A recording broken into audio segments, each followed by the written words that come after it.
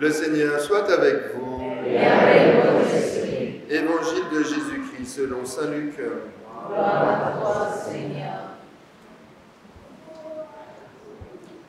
En ce temps-là, après son baptême, Jésus, rempli d'Esprit Saint, quitta les bords du Jourdain. Dans l'Esprit, il fut conduit à travers le désert, où pendant 40 jours, il fut tenté par le diable. Il ne mangea rien durant ces jours-là, et quand ce temps fut écoulé, il eut faim.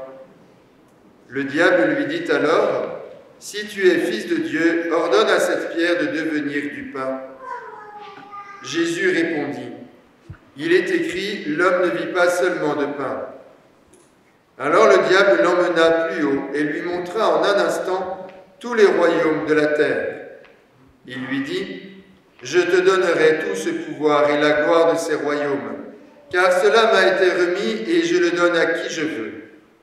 Toi donc, si tu te prosternes devant moi, tu auras tout cela. » Jésus lui répondit, « Il est écrit, c'est devant le Seigneur ton Dieu que tu te prosterneras, à lui seul tu rendras un culte. » Puis le diable le conduisit à Jérusalem. Il le plaça au sommet du temple et lui dit, « Si tu es fils de Dieu, d'ici jette-toi en bas. Car il est écrit, il donnera pour toi à ses anges l'ordre de te garder. Et encore, ils te porteront sur leurs mains, de peur que ton pied ne heurte une pierre. » Jésus lui fit cette réponse. Il est dit, « Tu ne mettras pas à l'épreuve le Seigneur ton Dieu. » Ayant ainsi épuisé toutes les formes de tentation, le diable s'éloigna de Jésus jusqu'au moment fixé. Acclamons la parole de Dieu. Louange à toi, Seigneur. Il va sans dire que déjà depuis mercredi dernier, je me réjouis et puis la communauté chrétienne avec moi, nous nous réjouissons et dans toute la France de voir cet afflux vraiment surprenant pour nous de personnes qui viennent, qui sont venues célébrer le mercredi des cendres, qui sont venues marquer l'entrée dans le carême. Et même pour un dimanche de carême, on est de manière assez surprenante très nombreux. Et évidemment, je m'en réjouis. Je m'en réjouis et dès lors, je me dois de vous avertir. Et il est bon que les vieux cathos, nous nous rappelions cela aussi.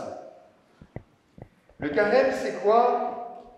C'est 40 jours qui rappellent les 40 années de errance du peuple d'Israël dans le désert après la sortie d'Égypte, qui rappellent ce dont nous venons de faire mémoire dans les évangiles, les 40 jours où Jésus, avant de commencer son ministère public, après son baptême, est parti au désert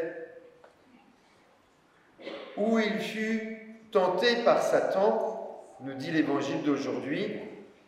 D'autres évangiles, l'évangile de Marc en particulier, nous dit « pour être tenté par Satan ». Peu importe. Ce qui est important, c'est que le désert a été pour Jésus un lieu de combat. Ces 40 jours ont été pour Jésus un lieu de combat, un lieu de mise à l'épreuve. Et dans toutes les formes de tentation, nous dit l'Évangile, c'est-à-dire la nourriture, je confesse que je n'étais pas été très fort hier dans mon combat quand on m'a proposé le croissant sortant de la boulangerie, de la meilleure boulangerie d'Île-de-France. À 9h du matin, je n'avais pas petit déjeuner. Voilà. La veille, j'étais passé devant la même boulangerie qui sentait quand même très très bon. Bon, je me suis dit, c'est pas vendredi de carême, on me le propose, allez. Voilà. Bref. Une vraie tentation quand même, la nourriture. Il ne faut pas croire. La tentation du pouvoir, bien sûr, maîtriser, tout maîtriser, savoir que les choses dépendent de moi, que rien ne m'échappe. Et la tentation de la mise à l'épreuve de Dieu. Dieu, si tu existes, tout ça n'existerait pas. Les trois grandes tentations de l'être humain qui sont permanentes dans notre existence terrestre. Eh bien, l'Évangile a le mérite de nous prévenir sur ce que va être ce carême. Un temps de combat.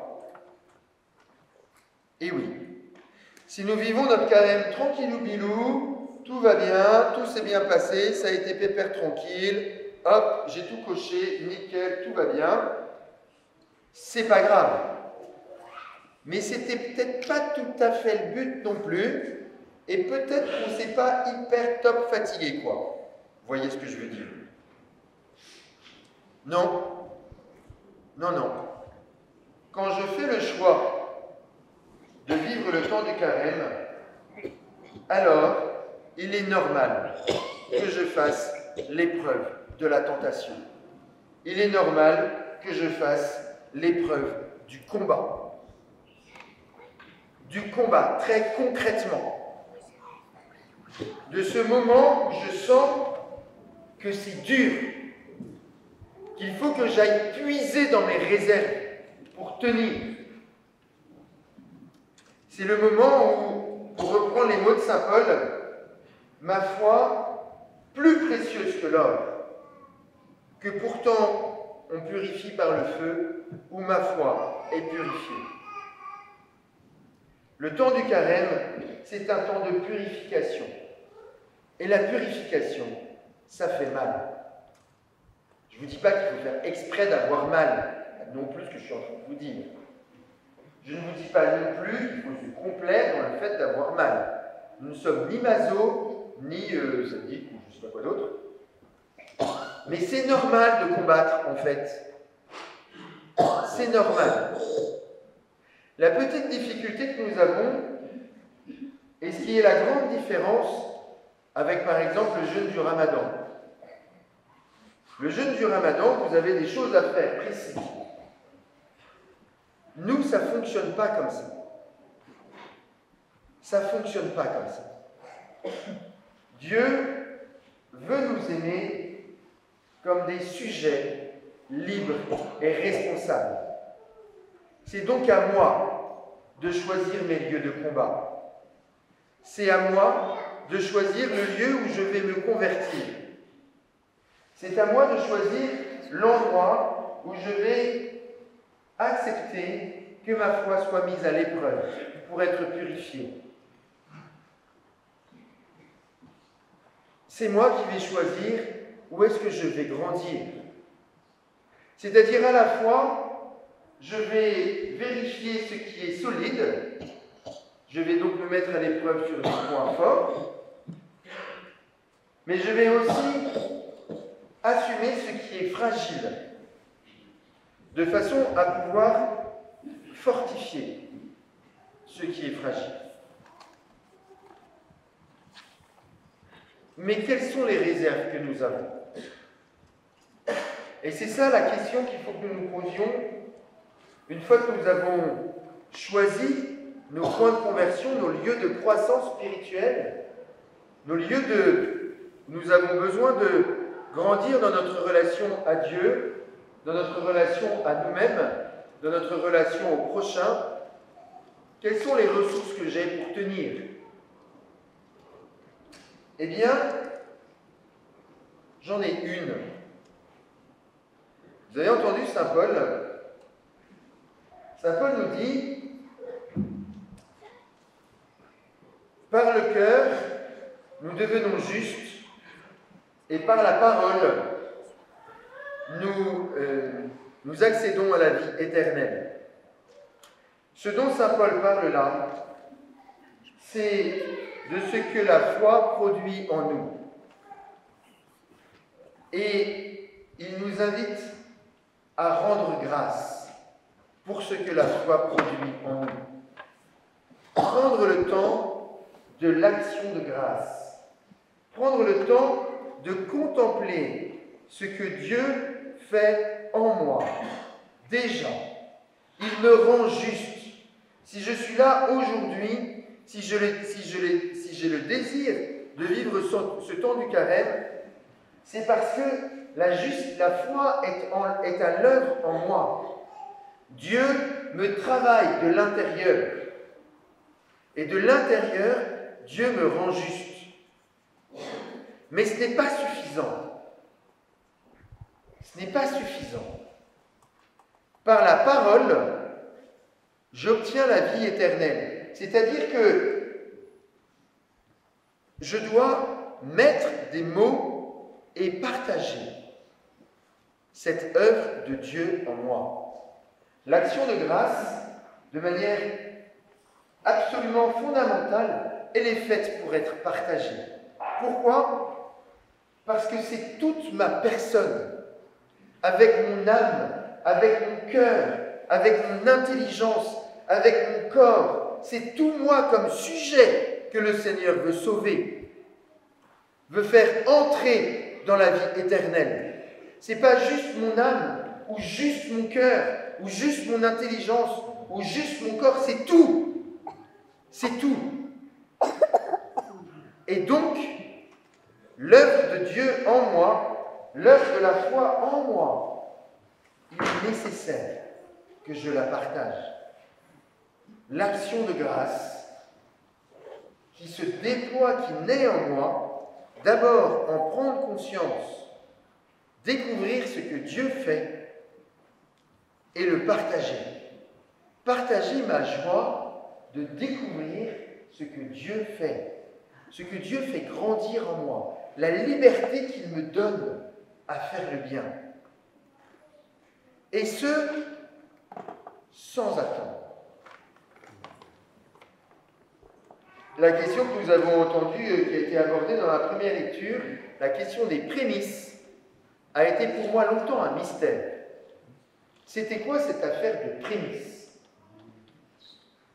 Pourquoi est-ce qu'il fallait que dans l'Ancien Testament, le peuple hébreu offre les premiers fruits de la terre ? Chaque année, au moment des récoltes, c'était la première gerbe de blé qui devait être offerte à Dieu. C'est le premier-né qui devait être offert à Dieu, le premier-né des animaux qui devaient être sacrifiés à Dieu, et le premier-né des enfants qui devaient être rachetés. Pourquoi le premier ?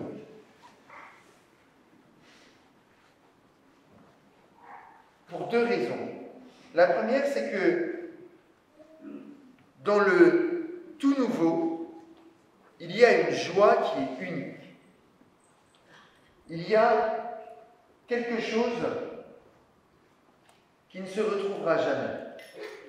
Une beauté, un bonheur, quelque chose qui est absolument unique. J'ai découvert, pour ceux qui l'ont connu, vous êtes encore nombreux évidemment parmi vous, en contemplant les premières années du ministère du Père Martin. Je me disais, on a énormément de chance de l'avoir. Nous avons avec lui une joie et un enthousiasme, et la joie et l'enthousiasme des prémices, des débuts. Des débuts. Pour ceux qui ne mettent pas de nom, qui mettent pas de visage sur le nom, c'est la grande perche là. Voilà.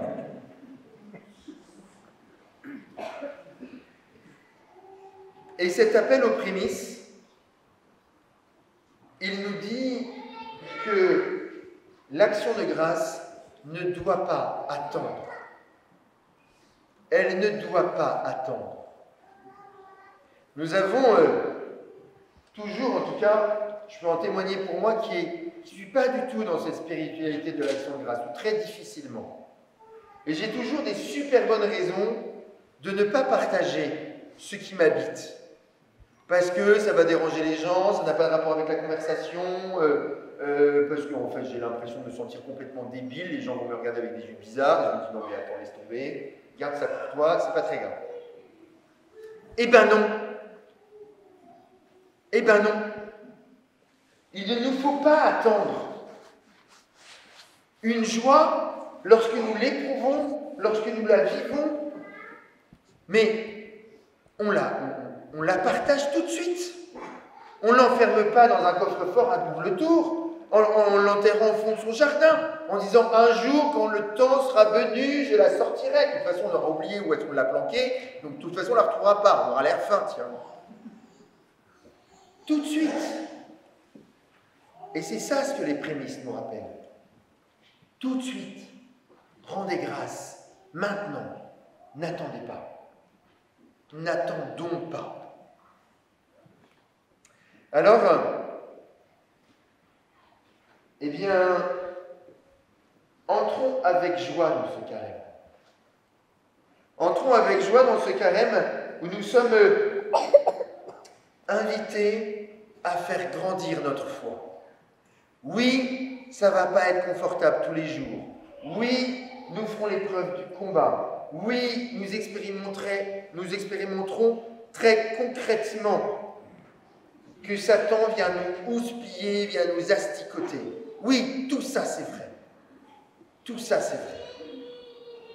Mais ne nous laissons pas aveugler par Satan qui nous houspille, comme le Christ. Restons fixés sur l'œuvre de Dieu, en nous. Regardons, contemplons ce que Dieu fait en nous. Goûtons la joie de voir Dieu agir en nous et partageons sans attendre notre joie. Alors prenons le temps maintenant. Eh bien, quand je regarde ce que Dieu fait en moi, quand je prends le temps de regarder cela, qu'est-ce que je vois très concrètement que ma foi progressivement transforme? Et puis, qu'est-ce qui m'empêche de partager ma joie? Quelle fausse pudeur, quel orgueil m'empêche de partager ma joie? Contemplons. Nous sommes là aujourd'hui. Dieu est à l'œuvre en nous. Contemplons-le et partageons cette joie de le voir nous travailler de l'intérieur.